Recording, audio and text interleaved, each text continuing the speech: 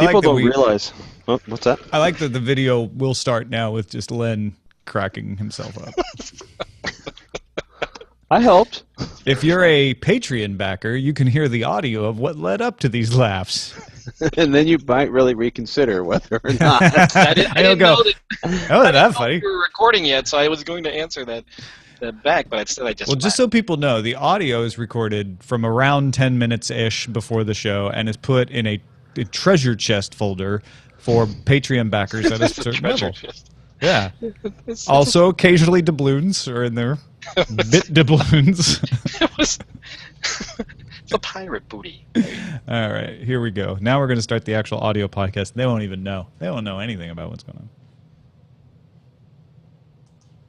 Thank you for tuning in to the Daily Tech News Show. If you would like to listen live, press 1 now. If you would like to watch live, press 2 now. If you would like to download later, press 3 now. If you would like to support, go to bit.ly/helpdtns.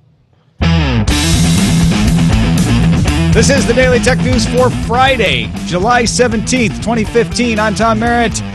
Darren Kitchen was underwater, he said. I hope he has some scuba gear, but thankfully stepping in valiantly to pick up the baton, Mr. Patrick Norton, host of Tech Thing. How's it going, Patrick? I am full of mirth and good cheer. Darren has been pulled onto a raft and is being towed back to the Richmond shoreline as we speak. Excellent. His experiment with sugar printed boats is probably going to come to an end today, but we look forward to his experiments with PLA and ABS. I'm sure that KSFO will be covering it live as it happens. We've managed to actually keep it out of the local media. It's amazing what a little green will do with the underpaid professionals that bring you your regional news. Len Peralta here to help illustrate today's topic, Windows 10 forced updates. Yes, it's probably in my career is probably going to be the one that is going to be like, remember that day? They'll remember this day, and they'll go back and it will be one of those kind of landmark moments. Right. This was the day where Len achieved his finest hour. Did you guys see that? I can't even imagine what he was thinking when he came up with this incredible image for Windows 10 updates. But you know, I can't even be in that brain. So. Except it is you. I know. Right. I'm talking about myself. Right. No. I get it. Just confused me for a second. It's a long day. Let's start some headlines so we can tell people what this is all about. Windows 10 home users will not be able to turn off automatic updates. We now know this for sure. It's been rumored for a long time.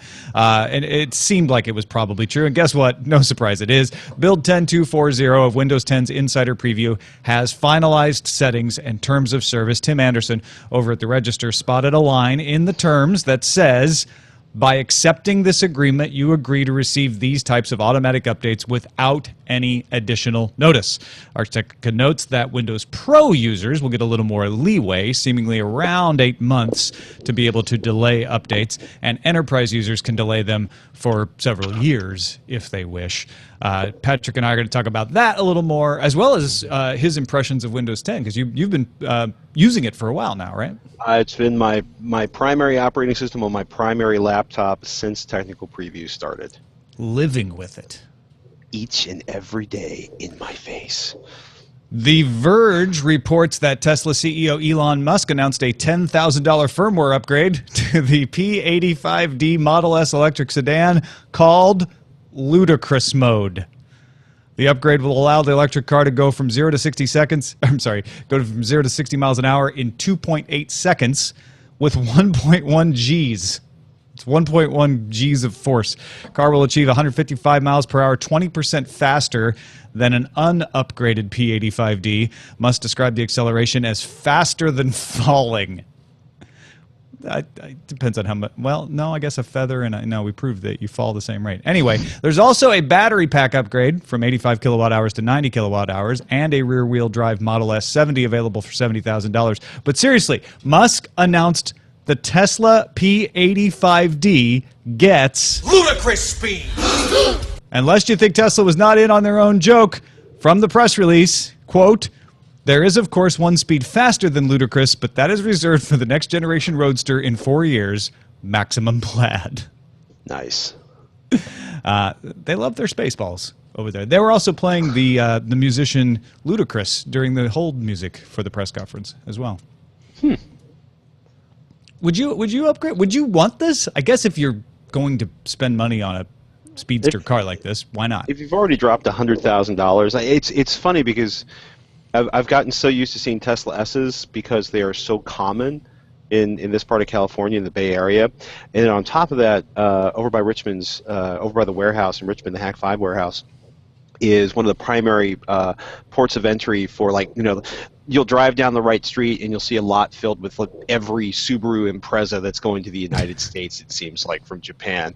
And there's constantly, I'll look up and I'll see, as I'm driving to the office there, an entire tractor trailer load of Tesla S's that are being shipped overseas. But everybody who owns a Tesla S, they seem to come into sort of two categories. The people who bought it because they believe, like, it's a superior automobile and it's a striking opportunity to show how green they are. Plus, they get to be really, really cool because it's really, really fast. And then there's the people who just want to drive it like a teenager trying to get, I can't say that word on a family-friendly podcast on Friday night. Friends. Trying to make friends on Friday night. And I can totally see, they're $100,000 into the car with the super battery pack and everything. They'll drop another $10,000 to make it faster. Yeah. Especially if it Just comes for with the like G's. a little extra badge on the, that would be perfect. If it was like $10,000 for a little bit of code and like one letter they could And add a decal. to Yeah. In fact, I'm sure they'll make up their own decals. Sorry. Yeah, I'm sure. Reddit's co-founder and CEO Steve Huffman conducted an Ask Me Anything yesterday, posting some details of new policies. The following will not be allowed on Reddit. Some of these were already not allowed on Reddit, but here's the complete list now. Spam, anything illegal, publication of private and confidential information, inciting harm or violence, harassment, bullying, and sexually suggestive content featuring minors. Certain offensive or adult subreddits will be reclassified, carrying a warning and either requiring opt-in or requiring you to log in, or possibly logging in is the opt-in. There's a little confusion about how this reclassification is going to work, but that's what he said. Well, but it seemed like he said that, and then he said any of this or none of this could actually happen.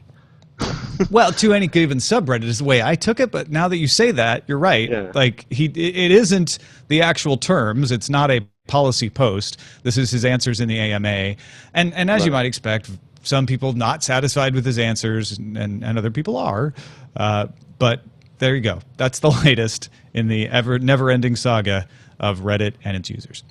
In a blog post yesterday, Google announced one of its self-driving cars got into its first injury accident, minor injury, a bit of minor whiplash, both to the people in the self-driving car and the car that hit it, according to Ars Technica. The July 1st accident is Google's 14th self-driving car accident since 2009, which probably per miles driven is still under what the general populace experiences.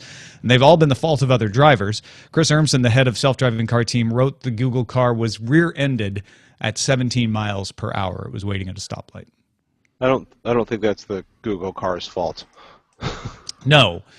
It is amazing how many of these, not all of them, but the majority of these accidents are being rear-ended by someone else who failed to stop in time. And they're not the sort of thing. I mean, being rear-ended is always the other driver's fault, right? That's just the way it goes. But they don't seem to be like, oh, the Google self-driving car came to a sudden and unexpected stop. They're usually like gradually slowing down, and the other person just isn't paying attention. I think that happens a lot. Yes, I see at least one rear-ended car probably every other day on 80 or 880. And it's usually like a caved-in rear end of the car where traffic's moving and somebody texting or playing games on their Apple Watch or thinking about musing burgers. about the ennui of life. Or Windows 10 and whether or not they can handle it. It's automatically updating. There was an accident right in front of my house just before the show. Somebody wasn't paying attention and somebody else turning off into the this sort of things happens, but it makes news when it's a self-driving car. PC Mag reports that overall spam rates have dropped below 50%. The last time this happened, Patrick Norton, you and I were employees of Vulcan Ventures at Tech TV. It was 12 years ago. According to Symantec, the rate of unwanted emails reached 49.7%, and the last time the rate was so low was September 2003. Wow. Now, I don't know if you've peaked, but pretend you haven't. What do you think the industry with the highest rate of spam email sent is? Man, I'm not sure if it's going to be hair loss, erectile dysfunction, or just spearfishing to steal. You were closest when you said man, because it's mining. Really? Yeah, mining. Mining? Yeah. I guess people in mining are less discriminating about what kind of emails they click on. I don't know. Mining spam. I'm hoping to find samples now. The BBC reports that 2 British MPs have won a high court battle over laws which require businesses to keep records on data and phone calls and then allow law enforcement to review those records of suspected criminals. David Davis and Tom Watson argued that the Data Retention and Investigatory Powers Act was incompatible with human rights. The High Court found aspects of the law breached Articles 7 and 8 of the EU Charter of Fundamental Rights, and the ruling effectively nullifies aspects of the legislation, although the order has been suspended until next March. Her Majesty's government will appeal the ruling. BizTech Africa notes that the Botswana Institute for Technology Research and Innovation, or BITRE, is conducting a nanotechnology challenge. People in Botswana have until July 31st to submit a suggested translation of the term nanotechnology into a Setswana word or phrase. The program is meant to raise awareness of nanotechnology, and winners will receive tablets. Do you think somebody could win by just spelling nanotechnology more Setswana friendly? And just say, we should really just call it nanotechnology. Because the French do this, right? They're like, it's not a computer, it's an ordinateur. And I'm like, well, okay, we borrow words from other people's languages in English all the time. No, you borrow languages for English. The French, they do not borrow other people's words. No, and I guess Setswana doesn't either. But I actually do think this is really cool, the idea of having a native language-specific contest to get people interested in anything like nanotechnology is pretty awesome. Time now for our News from You section. Many of the stories you've already heard were submitted in our subreddit, including the Windows 10 one at dailytechnewsshow.reddit.com. And we got a couple more. ComplexedOne sent us this story. A U.S. federal judge ruled that internet-based video streaming service FilmOn is entitled to the same compulsory copyright licenses that cable systems get, according to Ars Technica. Aereo, if you recall, lost a similar case when it made the same arguments in court last year. Not the Supreme Court case that shut them down, but a different case where they tried to get the rights to stream through this method. U.S. District Court Judge George Wu acknowledged that his preliminary decision is in direct conflict with the Second Circuit, and he said he'll allow an immediate appeal to the Ninth Circuit. The TV broadcasters who sued FilmOn for copyright infringement, which include all 4 major television networks in the U.S., are pretty much certain to appeal. But this is a weird bit of U.S. law where a cable system can't be denied the right to carry broadcast networks unless the broadcast networks want to charge, in which case there are certain rules about how negotiations can happen in a reasonable manner to agree on a reasonable fee. That's why you still see like CBS and Time Warner get in a fight over carriage, and CBS goes off Time Warner for a while because they're having that fight. But there were rules about that fight, and what FilmOn wants and what Aereo wanted was to be under those rules and be able to say, no, you have to let us stream you in a reasonable manner. That seems, I mean, I don't know. There's part of me wants to get excited about this stuff working the way it's supposed to, and another part of me is like, I'm never going to have cable again, so whatever. Well, but yeah, I mean, think of it. I mean, CBS is already, some of this is going to go away. This is kind of a temporary legal challenge that won't really matter because CBS is already streaming their service, and PlayStation Vue has local channels. So a lot of this is being worked out in the marketplace anyway. But what companies are trying to say is, well, why should there be one set of rules for people with round wires and another set of rules for people with flat wires? They're all just wires carrying a signal. No, those wires are their wires. These wires are our wires, and we want to charge whatever we want, no matter what the. You know who? That FCC? Yeah. No, you know what? None of the broadcast networks own the. Well, hold on. I guess. Comcast does own NBC, so I take that back. Gacorley posted the Ars Technica write-up of a paper published in Nature Climate Change confirming that the cost of lithium-ion battery packs is falling. Cost of producing battery packs fell faster than projected from $1,000 per kilowatt hour in 2007 to $450 per kilowatt hour in 2014 and continues to fall. The largest manufacturers are creating the packs at $300 per kilowatt hour because they could do it at scale. Cost of battery packs would need to fall, they estimate, to around $150 per kilowatt hour to become cost competitive with internal combustion, both for vehicles or power generators. The authors of the paper estimate that probably won't happen until after 2020. So even as fast as they're not falling quite fast enough for that. Did you guys talk about the study that came out this week that looked at at a county level? A bunch of researchers went through it and looked at how green electric cars are based on the primary source of electricity in an area. Yeah, and we did not talk about that, but I saw that article. It was fascinating. Yeah, it was. Your electric car may not be so green. Your electric car is likely not to be very green, depending on where you live. Yeah, and it's funny. Ironically, Texas and LA, parts of Texas and LA are the places where it's almost undoubtedly more green, and then the rest of the country, it's highly questionable. Yeah. There it is. Life cycle air quality impacts of conventional and alternative light-duty transportation in the United States. Man, that just rolls right off the tongue. But I love the idea that these electric batteries are falling in price because there's so many things. Yeah. I mean, cars are definitely a big thing you can do with them, but there's also the Powerwall from Tesla, being able to create all kinds of power power options through that. So yeah, hey, thanks for putting that in the show notes. Now that we actually embed the Google Doc in the blog post, you putting that link in the show notes will now make it available for everyone as soon as we post this. I'm a giver. Yeah, thanks, man. And that's a look at the headlines. All right, let's talk about Windows 10. The news today is that Windows 10 Home gets you updates. You get no choice as long as you're online. Now, I actually, as I mentioned, there has been a history of this, because essentially the Windows Insider Preview has worked this way for most of its life. But the thing was, not everybody knew whether that was just a quirk of Windows Insider Preview, because Windows Insider Preview does all kinds of weird things because it's a preview, or whether that was a new feature. And Microsoft wasn't saying one way or another. Well, today they said. Today, they didn't come out with a blog post about it, but they put it in their terms of service. So we know now that this is the way it's going to work.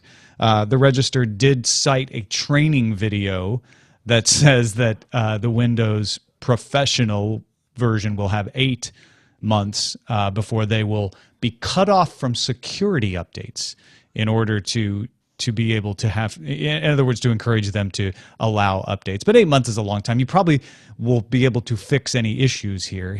But here's what it means. Windows 10 Home, you buy Windows 10 Home, you don't get a choice. That's it. Windows 10 Pro, you have to switch to the current branch for business and delay the updates, and that's the 8-month window. After that delay period, you won't get security updates. If you're Windows 10 Enterprise, you're living in a whole different world anyway, and you get long-term servicing branch. You can defer features for years. Also, Microsoft confirmed to VentureBeat that Windows 10 will be available on USB drive for purchase, just as a side note. Auto updates, are they a good idea? I mean, on the one hand, I can see the, hey, keep things patched so my folks in my family who aren't as technologically proficient always have the latest patches without thinking about it. But you've been able to do that because it was already by default on. Why take away my ability to turn it off if I'm a more technologically proficient user? Windows XP. It's not for technologically proficient users. I mean, you could argue that this is about Microsoft forcing new services on it that we may or may not want. We'll have no choice. And the truth is look, Windows Home is $119. Windows Pro is $180. If you want to buy it off a USB stick from Amazon.com. And the thing is I think it was last summer, 20% of the machines on the interwebs, as people were scanning, were Windows XP boxes. Or this is a Kaspersky story, one that stands out. Like 20% of their users are still running Windows XP. A huge number of unpatched Windows XP boxes are still just on the web, being bots, getting assaulted. And Microsoft, I think, is frustrated with having to deal with a lot of problems based on people not fixing things that have patches.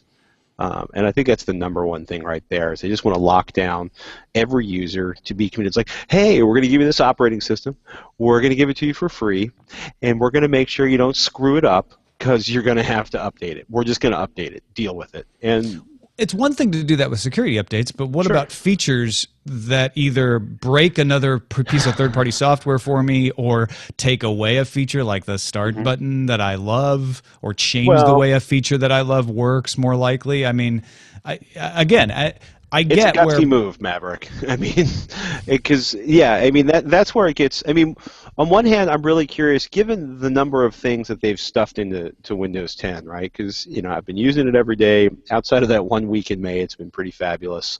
The 3D Builder software just got loaded in. There's just a whole bunch of new stuff in here, and they correct so many of the issues I had with Windows 8 that every time I leave my Windows 10 machine and go onto a Windows 8 machine, you can basically just hear me hammering my skull against the board, the desk that I'm sitting at. But I think they just want to gain more control, a la Android, a la iOS, a la, to a certain degree, OS 10. Now, you could opt not to upgrade for OS 10, but Windows, at the Build conference, was very adamant about, this is a new Windows experience. We want it to be consistent from the smallest devices to the most powerful desktops. We want to have all of the features. They want things to migrate cleanly between them. Okay, the phone stuff they basically walked away from last week. But for everything else, they want to have a clean, consistent experience for their users, because it was very about experience. It's about experience. We want a consistent experience. We want this experience. And in order to have the experience, they have to make sure, our new changes to this or that or the other thing all have to be updated. I think it makes, from a security standpoint alone, I think it makes perfect sense. And once you're doing the security updates, I think they just figure they're going to do the feature updates. And for the vast majority of users, probably aren't even going to notice. Well, and that's the thing, right? The vast majority of Windows Home users already live this way. They're not going to notice a difference because, again, updates are turned on automatically when they buy a new computer, and they don't go turn it off, and so the computer just updates itself. And again, you can choose still to say, don't reboot without asking me first, or reboot automatically when I'm not using the computer. So you have a tiny bit of control there. But like you say, most users aren't going to care. The users that do care can buy Windows Professional and get on the current business branch and be able to delay the updates for up to 8 months. But that's an $80 tax.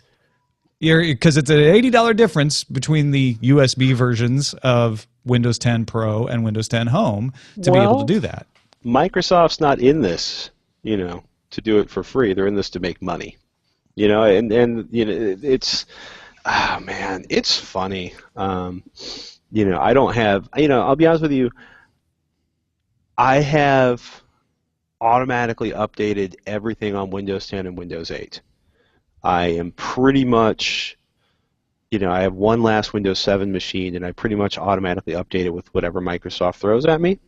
I have had less issues with Windows updates than I have had with iOS, which just bothers me to say. As much as I love my iPhone, I still wait at least 2 weeks for any major update on the iPhone, because there have been several that have slowed down older hardware or created other issues, and that's the primary concern. Like, I don't want Microsoft to stuff stuff on my machine until other people have run it and I know it's okay.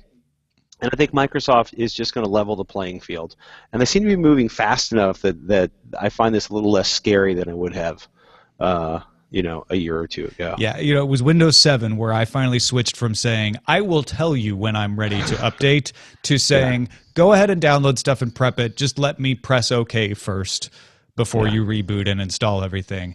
And so this bothers me less now than it would have before. So they have won some trust over the years. Let's get to living with Windows 10. You've been living with it. It's been your main machine, right? It's been my main machine. It has been on my primary desktop production, the machine I use at home, that I use at work, that feeds my family, that we create. Shannon has her own machine, but that's the machine we use to create TechThing, techthing.com, YouTube.com/TechThing. Sorry, trying to do Dvorak there and did it very poorly. And I love it. The interface alone, I think, is a huge improvement. I mean, I was saying before, every time I leave that Windows 10 machine to go use Windows 8, I'm always like, why the stuff did they put? I have to do this and this and this to reboot my machine. Again? This is not FreeBSD. I don't leave it up and running for 9 years. You know why? Because it doesn't work. So why did you make it this hard to get to the stinking power button? Yeah. The charms were such a great theory that just didn't even remotely. I know a couple people who have made them a huge part of their everyday, and they're kind of upset about Windows 10 and charms. But the vast majority of people I know, they accidentally flick the side of their monitor or drag their mouse in the right spot. The charms show up and they ignore them. So. At this point, the start menu alone, I'm a little iffy on Cortana. I think Cortana is a little needy. That's the most gracious way I can put it, because in the last couple of versions of Windows 10, you basically have the little search box. The search box is great. It's like, I want to do this, I want to do this, and it gives you local options, internet options, but Cortana is always sort of like, because I think they're doing it just to try to get people to use Cortana more, the voice interaction, the voice control. So it's always like, how can I help you? How can I help you? What can I do? Hey, do you need anything? Hey, talk to me, talk to me, talk to me, talk to me. So you think Cortana might be Clippy's daughter? I think Cortana is the reincarnation of someone I had a complicated and difficult relationship in junior high school that called my house every 15 minutes. For many people, that is also Clippy. Yes. So yeah, there's I like to think that the way they've set that up is because there is a small, mostly advanced user base using Windows Technical Preview right now. They're just trying to make sure you take Cortana out for a spin.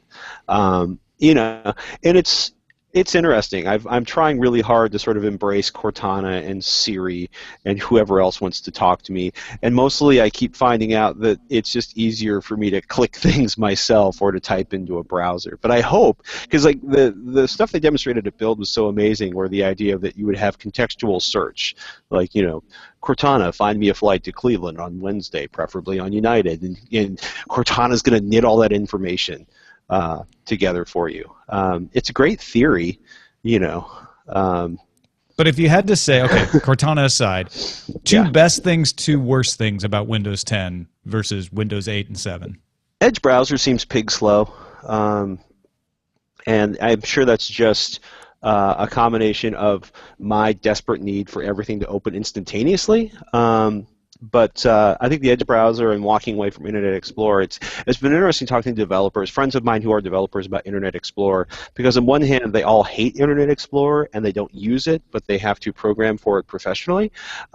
So they are excited that there's going to be sort of a clean slate and a fresh thing, and then they realize that all of these nightmarish, they have to sort of, now they're going to have to support Internet Explorer and a new browser. But the best thing, flat down, the best thing for me is the start menu. As ridiculous as that is, it is such a huge part of how I use Windows and will continue to use Windows, because touchscreen support doesn't do a whole lot for me. The Cortana stuff is interesting. Hands down, though, the stupid start button, it just makes Windows so much easier to use at this point. Did you get a chance to play with continuity at all since they rolled that into the preview? Some. I don't have a Windows phone. I've played around with some. I've got some Windows convertible tablets. I like the idea. It's a good theory, but the reality is for most of the things where continuity would be particularly useful, I'm going to avoid using a tablet or something else because I type so much faster with an actual keyboard, for example. The basic idea, I think, is really, really smart. I have some serious questions about, like, so let me get this right. I'm going to start the spreadsheet in the office. I'm going to get on the train to Connecticut. I'm going to leave the office. I'm going to ride in the subway. I'm going to be on Metro North, and I'm going to pull out my tablet, or I'm going to pull out my phone. And Continue is going to make all of the tools available within the context of my current interface on my handheld device so I can work on my spreadsheet in my little tiny window. And it's like, it's a good idea. I just don't know, it's a clever idea, but it seems like one of those things that engineers come up with because it's really, really cool, but not because necessarily a lot of people are actually going to use it. And again, with Microsoft effectively abandoning the Windows Phone platform, I'm really curious how much that's going to work. Well, I think I wouldn't personally say they're abandoning it. It feels like what they're doing is demoting phones to surface level, which is like, we're going to make a couple to show how we think it should be done, but not try to blanket the market with them, which I actually think is smarter. Yeah, but you're also talking about, let me rephrase that, when Windows basically walks away from Nokia, or what was internalized from Nokia, because in no small, the biggest reason like they're walking away or they are de-emphasizing their relationship with Windows Phone is because it's less than 2% of the mobile market. Yeah, it's just and Satya Nadella, I would guess, says, I would have never bought it if I'd been in charge yet. What are they thinking? Yeah. They're bringing Cortana, like the beta for Cortana out on Android is out there. Obviously, they're very much like, boy, we kick ass at desktop operating systems. Boy, we've got this major cash cow, with our Office tools, and let's just make those available on everything and try to, keep dominant on that. Yeah. I don't know. That makes sense. So thumbs up for Windows 10. You're saying? Thumbs up. It's Nice. been stable. It's been fast. I'm really curious about like sort of the added in 3D stuff. Just starting to play around with that. Mostly though, it fixes everything you found irritating about Windows 8. You need to go subscribe to Tech Thing if you want to hear more of Patrick's thoughts on this, because I know you'll be talking about it more there, as well as on This Week of Computer Hardware, I imagine. Yeah. Well, I'm kind of excited. I get to sit down with Microsoft Tuesday next week and get some hands-on quality time and see if there's any last-minute features that are going to be added in. I will say Paul Thurrott is still the man. Oh, yeah. As far as Windows is concerned. Absolutely, no doubt. All right. In fact, we're going to try to get Paul on before the launch to talk about Windows himself. So we'll have a little more as we get closer to the date. It's July 29th is the date when it finally drops for the insiders. Who knows when it comes to regular people in waves. Well, if you haven't signed up for it yet, it's time. Yeah. It's I'm going to be very interested because I reserved it immediately, and I'm an insider on my main computer, but I have a laptop that I don't use the same Microsoft login for. Right. That's a Windows 7 laptop that I just got, and so I signed up and reserved through that account. I'm interested to see what the delay between the two will be. Let's take a look at our pick of the day. This is from Samuel in semi-sunny Pretoria, South Africa. In the last episode with Veronica, we were talking about Facebook Messenger, and Veronica said she wished for an alternative. Well, there is one. It's called DISA, says Samuel, DISA.im. It proclaims itself as your messaging hub, so it's like a universal inbox for messaging. It seems like it's like Adium or one of those Twilio, or was it Twilio? No. But one of those like universal instant messaging clients. It works through plugins. At the moment, there are plugins for SMS, Facebook Messenger, WhatsApp, and Telegram. Also has push bullet support. The framework is open source, so anyone can develop a plugin for it, and it's currently in beta for Android, although they do say iOS is coming soon.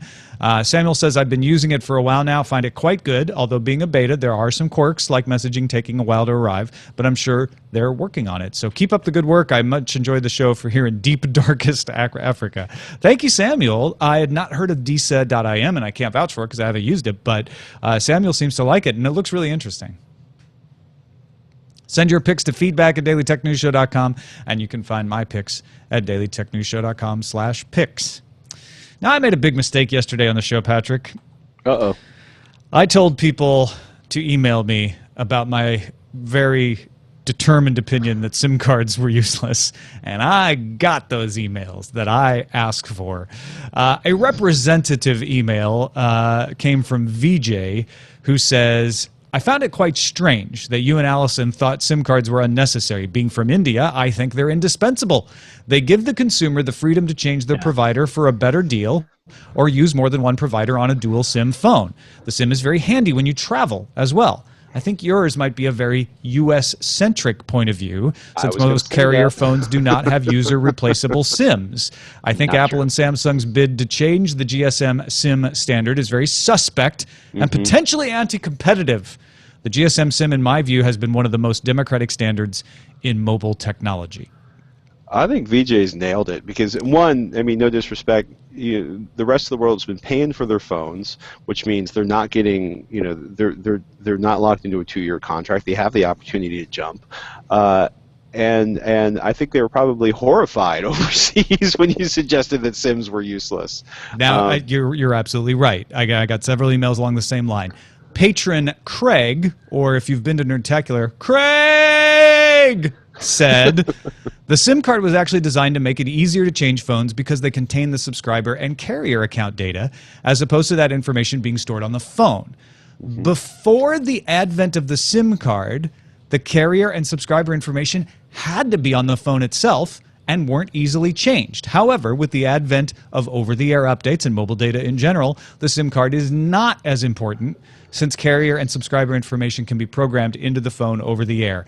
And this is where I was trying to go. VJ's right that SIM cards aren't as useful in the United States, and that certainly colors my interpretation. Although I have used SIM cards while traveling in Canada, in Italy, and found that very handy to be able to just pop one in and use my phone with a different carrier. So I understand what he's talking about. And I understand in the world where your choice was have your information stored hard-coded on a CDMA phone or have a GSM phone where you can swap SIMs out, SIMs feel like independence. But what Craig points out is these days, what they're suggesting, what Apple and Samsung are suggesting is we have data. We can program the SIM card, reprogram it over the air. We don't need to physically pull something out and move it around. And that was the point I was trying to make yesterday, is that think about it this way. If you had to go to your ISP, you wanted to change ISPs at home, right? You want to change your cable or your fiber or your DSL line, and you had to go to your new ISP and get a physical object for them that you had to pay for, and then bring it home and put it in your modem and pull out the other one to be able to change ISPs. That would seem silly, right? Like, why can't I just put in a new IP address and a new table and say, oh, I'm connecting to that ISP now, right? That I know it's not an exact metaphor because you do have to get a modem and all of that, but yeah, but I think it was more of like SIM cards are sold kind of everywhere in most of the world. They're not that hard to get a hold of. I picked up my last one. And I get that that's better than not having SIM cards and not being able to change. What this new system is trying to say is, what if you didn't have to even go to the store to buy a SIM card? You could just say, oh, I want to switch providers right now. Who has the best rates? I'm doing it right on my phone. I don't have to pull anything out. I don't have to change anything. Boom, I've changed providers. That's what's being proposed. If it ever works that way, it would be awesome. Granted, that's a big if. Like, they haven't got it working that way, but that is actually what's being proposed. It's a beautiful theory, and I like it. It's a beautiful dream. But I think it's actually going to happen. I think it's going to. I'll be curious how well the carriers and like Samsung and Apple will play together. Well, it's Samsung, Apple, and the GSMA, so they've got the carriers listening. There's hope. Anyway, that's all I'm saying. I get the people are saying, yeah, but the carriers won't allow that, and if they don't, you're right, it's worse. I get that. But if it works the way Apple and Samsung are proposing, it would be changing SIM cards without having to pull anything out, which would be ideal. That would be ideal. Jeremy said, after the discussion on the July 16th show, I wanted to make the case for sleep tracking. The data is valuable if you go to a sleep specialist. You'll have the ability to quantify improvements in your sleep and share them with a doctor. And then Christian said, I've developed an appreciation for raw, unbiased health metrics years ago when I first started wearing a fitness tracker and discovered I was getting much less exercise than I thought. Even though I was jogging and going to the gym several times a week, I was and remain less interested in technology that tries to tell me what to do. I'm much more interested in technology that gives me an accurate and objective perspective on myself. I found that the one thing I got out of the month that I wore an Apple Watch was that I don't stand up nearly as much as I thought. So, I see what Christian's talking about there. It's an interesting perspective. Yeah, especially if the data is actually accurate. Well, and that's the big thing, right? Especially with heart rate monitors and stuff. They're accurate-ish. They're not medically accurate. So you got to be careful there. But again, more information is better, and I'll agree with Christian on that for sure. And that's it for the show. Thank you, Patrick Norton. Techthing.com, TEKTHING.com. Go, watch, subscribe, consume, enjoy. Thank you very much. Thanks for having me, Tom. Yeah, you bet. And you've got the Microsoft interview that you're going to be talking to them about. I'm sure that will trickle out. But anything in particular to talk about? Yeah, well, I'll tell you what, if anybody has any questions, do me a favor, email ask@techthing.com or tweet @Patrick Norton. I'm going to ask as many of those questions I have in the time I'm allotted with Microsoft. I'm kind of really curious to see what they have to show us, because I feel like they got something up their sleeve. Just one more thing. Oh, you think they've got another surprise to leap on us? Yeah, could be. I can dream. You can dream. Hey, if I can dream about universal, like, SIMless carrier switching, you're certainly allowed to dream about that. So go ask@techthing.com or on Twitter. And are you recording the interview with them? Will it be part of TechThing? No. You'll just pass along what you found. I'm just going to be asking a lot of questions and writing information down. And it's interesting because Shannon's actually traveling next week, so we had pre-recorded an episode, but I think I'm going to do a special mini episode just to go over the Windows 10 stuff because, Windows 10 is so close. I'm really excited. Are you? You really are. I can tell. I love new operating systems. It is fun. I actually am hoping that laptop that I was talking about will get the update within a day because I want to update it live at Nerdtacular. Where is Nerdtacular? In Salt Lake City. Oh. So I'll be on stage with Scott Johnson. I'm jealous. I'll either be updating it to Windows 10 or I'll just be putting Mint on it. Nerdtacular. Yeah. Meanwhile, Len Peralta has had the challenge of trying to illustrate the Windows 10 forced update, and he has succeeded. Len, amazing. Thank you so much. I don't know if it was. I was watching this video on this weird haunted house called McCamey Manor, or more so probably to it's an homage to Berkeley Breath coming back with Bloom County. Right. Yeah. A little Bill the Cat here in the bottom there, but it reminded me a lot of something that Berkeley Breath would have done. And this is called Mandatory Windows Update. And for those of you who aren't watching the video, you just have to go and take a look at it. It's a pretty forceful understanding of what an update might look like if people don't really want the update. It's a user being forced to take an update. Go to lenperaltastore.com to take a look. I'm on there right now purchasing it. Oh, excellent. Thank you. Yes, it is at my store at lenperaltastore.com. And also, I just want to remind people that if they like the art and they want to support me in a different way, I have a Patreon, and you can actually, if you back at a certain level, it's a DTNS lover level, you'll get every single one of these as a high-res PDF or JPEG that you can use on your phone or your desktop, whatever you choose. It's amazing. It's cool. It's fun. Thank you. It was a lot of fun. I had a lot of fun with this one. This is so good. It makes me want to pick even more obscure topics just to see what your mind does with them. I don't thank you enough for being willing to be here so many Fridays and do this. It's so fun. It's a lot of fun. I'm really happy to do it, and what it does is it forces me to create a new piece every single week. And it's just like how you said you don't get to stand up enough when you're using the Apple Watch. This is like you don't really get to create something. You're usually working on client work or something. So this is a lot of fun. I really enjoy it. I'm so glad. I'm so glad you enjoy it because we definitely enjoy it. LenPeraltaStore.com. Go check it out. Thank you, patrons, for supporting the show, whether it's on patreon.com/acedetect or by PayPal or by buying a T-shirt in the store. Don't forget, if you are going to Nerdtacular, use the code 2SIDES when you buy the Nerdtacular T-shirt, and you can just pick it up in Salt Lake City. DailyTechNewsShow.com/support for all the ways to enjoy or support. You can enjoy for free, but if you want to help the show continue to exist, go to dailytechnewsshow.com/support. In fact, keep an eye on the blog this weekend for a special treat. Our email address is feedback@dailytechnewsshow.com. You can give us a call, 512-59-DAILY. Listen to the show live Monday through Friday at 4:30 p.m. Eastern at player.alphageekradio.com. Visit our website, dailytechnewsshow.com. Back on Monday with Lamar Wilson. Talk to you then. This show is part of the Frog Pants Network. Get more at frogpants.com. Diamond Club hopes you have enjoyed this program. Ludicrous speed. Lamar Wilson. Lamar Wilson. You know, Great show, everyone. I just got that Diamond Club thing because I had an account to Audible. I was listening to Ernest Cline's new book, and at the very end they say, Audible, hope you enjoyed this.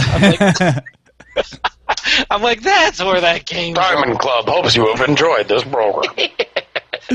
So what you would call this thing? Let's see what we got. Robot. Suck on this, Windows user. Brute force updates. Dark Redeemer. Brute force updates. I like that. That's a good contender. Yep. Nice. I see Tesla's Schwartz is as big as mine. Ludicrous speed. So great. Tesla's going to plaid, which, Right. amen. Along the same lines. Microsoft makes modernizing mandatory. Alliteration. Todd Alliteration Whitehead. from Todd Whitehead. Emergency Patrick. Fetch the emergency, Patrick Norton. Yo. We're going to Norton speed. Let's see. A force to be updated with, which I like. Dark Redeemer has the poetry. Dark Redeemer, I think, is a poet. He has the soul of a poet. Yeah. For sure. Tesla skips light speed, ridiculous speed, goes right to ludicrous speed. Right. It is technically called ludicrous mode, but I do like on Tesla. It's called ludicrous mode, and we Yeah. said it both ways, right? Yeah.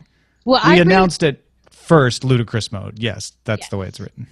Because I actually wrote it first as ludicrous speed, and then I went somewhere other than The Verge, and I was like, wait, it has a whole different name that's real, and then I changed it. Well, and when you first wrote the plaid joke, I was like, oh, I wonder if they even mean ludicrous speed. Yeah. And then after that is when I found the press release where they referenced the plaid. I'm like, oh yeah, they totally do. They totally meant it. So let's see what else is on there. No opt-outs for you. 10 forced good, buddy. Nice, Fred. I'm voting that one up. Let's see. Patrick, are any of these turning your head at showbot.tv?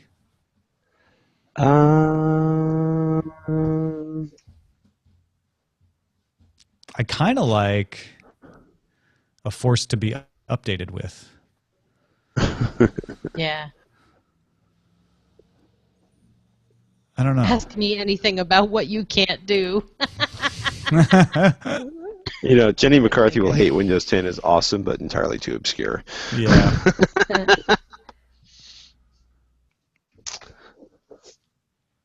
The face of spam, you old prospector. Forget it, Jake. It's Windows 10. I'm a sucker for a Chinatown quote. Always, always. Len, any of these tripping your trigger? I'm Good. looking. I wasn't looking at them here, so I'm gonna look at them. Yeah, well, Brute force updates is good. That's a good one. That's the top vote getter. Maybe we should just go with that. I of course like ludicrous speed too. Yeah. It's Friday. We need a joke. joke. Ludicrous speed. Jenny, do you have a favorite? Oh, I like Len Nailed It. That's a good one. Well, that is a good one. Yeah. I'm gonna vote that one up. Tinvec made a really good, weird, maybe unintentional, ludicrous. No, never mind. I changed my mind. Ludicrous fringe. Brute force updates. Brute force updates. It is. Yeah. Winner. Although I will pour one out for Emergency Patrick. I'll just thank Emergency Patrick. Yeah, thank you, Emergency Patrick. You know what I no actually worries. really like about what just occurred today is Darren found his own replacement, which is awesome, which is how it should work. We could just call it Hack 5 Friday. Yeah. It could be Patrick or Shannon or freaking Sarah. I think that's actually a great idea. I mean, Darren always has his spot when he wants it, but when he Rubik's can't, can come he's got on. this whole arsenal of awesome people. Oh my goodness. Yeah. Now, Rubik's- yeah. Len, let me ask you a question. Yeah.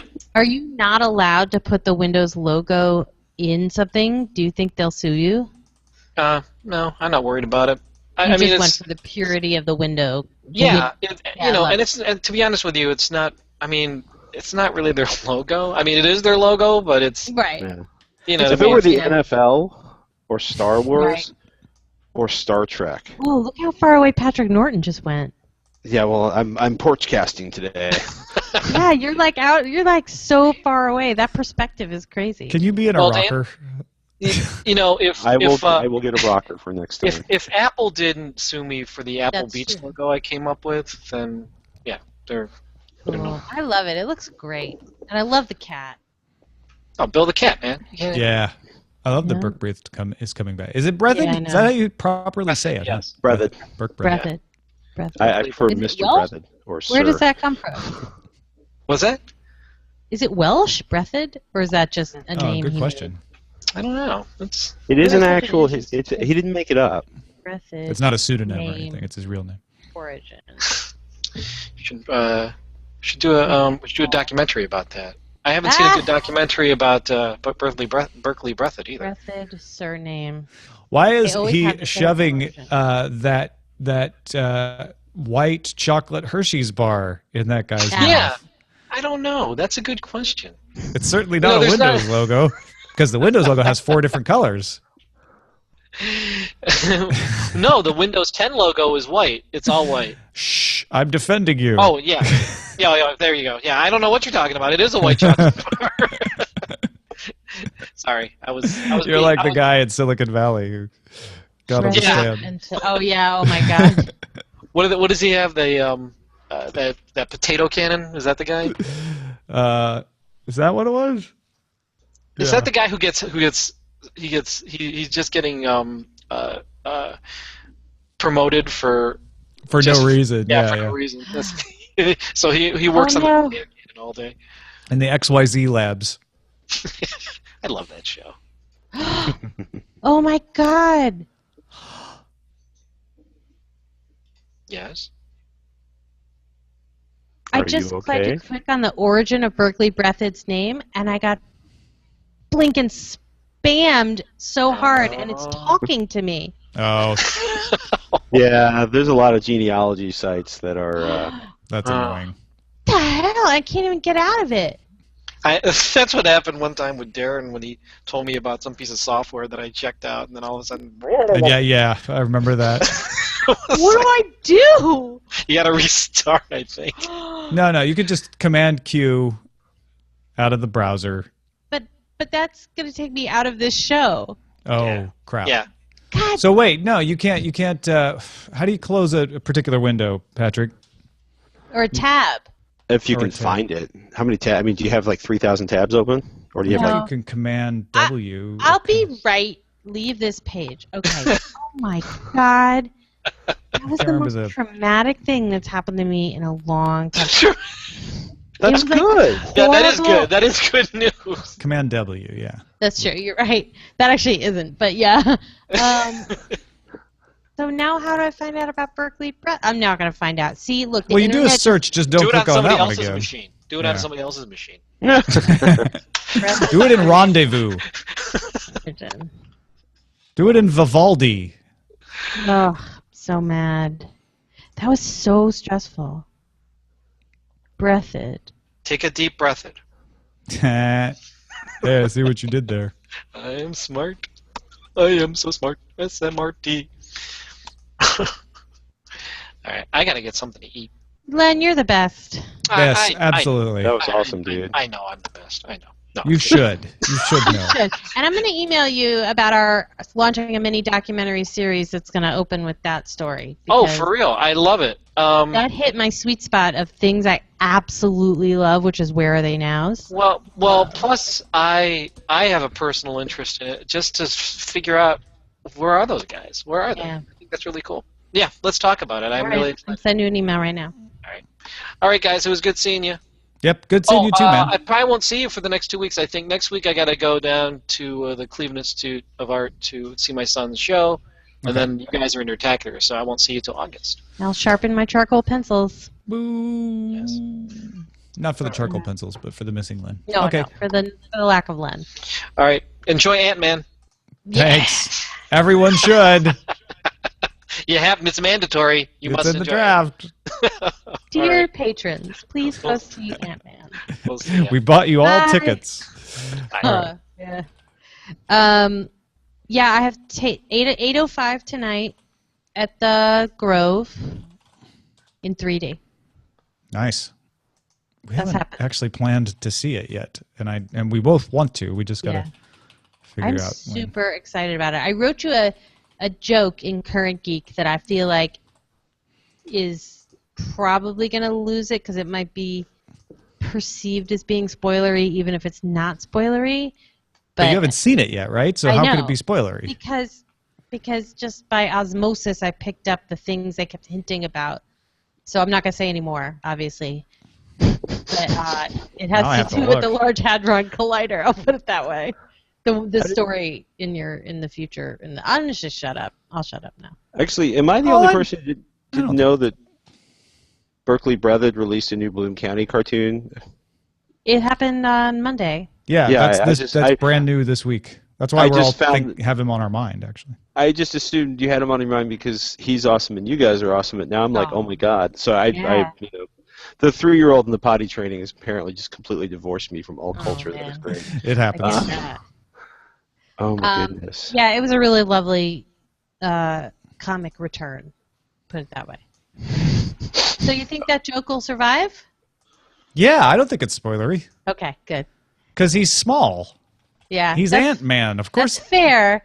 Yeah. That's fair. The problem, I won't say what the problem is. Here's the thing. You know what saying I'm saying. any more You're right. could be spoilery because you're putting a flag on it and saying, this is really important. You're right. You know what I mean? Like, that's like when people call me out for spoiling something that I haven't actually read or seen, and then I say, actually, you just spoiled me by telling me that was a spoiler because I wouldn't have guessed. Okay, so I didn't say anything.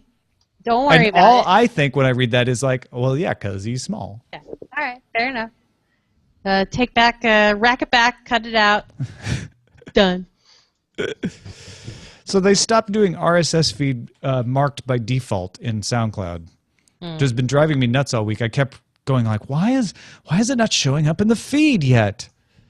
And then I finally figured it out yesterday. So just adding another step. That's a productivity hit. I'm going to charge him for it. I'm going to send him a bill. Good luck with that. I still haven't figured out how to put all my episodes in iTunes on FeedBurner.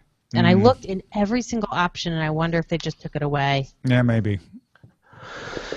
It doesn't matter. As long as I know that it's a Tom Merritt approved answer to just go to the website and look for old episodes. Yeah, it's not ideal, but it's the way the web was meant to be used. One Get off page at a my time. RSS feed. When I was young. I'm going to I wish need I to got change that. her diapers, so I'll just Okay. do what I normally do. Unless Okay. there's something else I need done with that. Oh, good news. Yeah. I did hit the $10 sale on this on Amazon. Oh, I'm waiting for that to be on instant streaming. The It's comic book wasn't as good as I hoped, but the that's good. yeah, Kiki's delivery service. Dr. Kiki? not quite. No, not the same. This is magic, not Lawrence's science. favorite. I am out of the post, Cool. ladies and gentlemen. So stay tuned for Current Geek coming up later after several mini documentaries about how mini documentaries are made.